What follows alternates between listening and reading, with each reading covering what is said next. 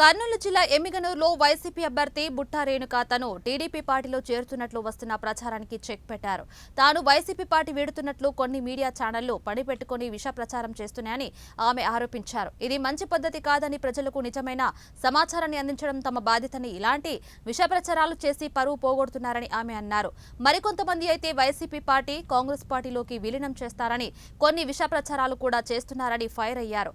YCP పార్టీకి ఎన్ని సీట్లు వచ్చాయని ప్రజలు గమనిస్తున్నారని, అలాంటి పార్టీలో మేము ఎలా విలీనం చేస్తామని బుట్టా రేణుక అన్నారు. టీడీపీలో వెళ్తున్నారని ప్రచారం అయితే ఉంది, అది ఎంతవరకు వాస్తవం? అవన్నీ అవాస్తవాలే. అది ఏ విధంగా అంటే మీడియా రేటింగ్ కోసం ఏదో చేసినట్టనే అనిపించింది నాకు. బికాజ్ అలాంటి ఎటువంటి ఆలోచన, అటువంటి పరిస్థితి లేదు అసలు.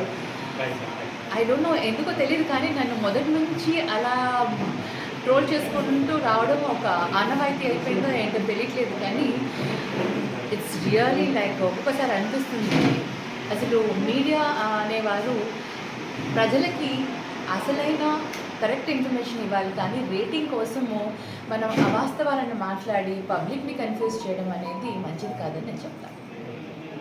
సేమ్ ఇంతవరకు అటువంటిది ఏది జరగలేదు, ఎవరు కూడా ఎక్కడ వెళ్ళలేదు. అందరూ కూడా జగనన్న పైన ఆ నమ్మకంతో, ఆ ధైర్యంతో చాలా స్ట్రాంగ్గా ఉన్నారు. ప్రతి ఒక్క కార్యకర్త జగనన్న అంటే అభిమానంతో ఎంతో స్ట్రాంగ్గా ఉన్నారు. వాళ్ళందరూ కూడా జగనన్నతోటి, మాతోటి అండగా ఉంటారు, ఎప్పుడూ తోడుగా ఉంటారు. కాంగ్రెస్ పార్టీలో విలీనం చేస్తా అసలు అంటే క్వశ్చన్ కూడా మీరు ఎలా అడగగలిగారో నాకు తెలియట్లేదు. ఎందుకంటే యు నో వెరీ వెల్, మాకు 40% ఓటింగ్ వచ్చిందండి. We're the second highest. వాళ్ళు ముగ్గురు కలిపి వాళ్ళకి ఆ పర్సంటేజ్ వస్తే, మాకు ఒక్క party, single party YSRCP party 40% వచ్చిందంటే మేము ఎంత స్ట్రాంగ్గా ఉన్నామో, ఆంధ్రప్రదేశ్లో స్టేట్లో ఎంత స్ట్రాంగ్గా ఉన్నామో ప్రతి ఒక్కరు కూడా ఒకటి ఆలోచించాలి. ఇది ఓన్లీ కేవలం కొన్ని ఓట్ల తేడాతో వాళ్ళకి నెంబర్ ఆఫ్ సీట్స్ ఎక్కువ వచ్చి ఉండొచ్చు, కానీ పబ్లిక్ ఓటింగ్ పర్సంటేజ్ మనం చూస్తే మటుకు డెఫినెట్లీ వైఎస్ఆర్సీపీ అన్ని పార్టీల కంటే స్ట్రాంగ్గా ఉన్న పార్టీ, స్ట్రాంగెస్ట్ పార్టీ అని నేను ఇవాళ చెప్పగలుగుతాను.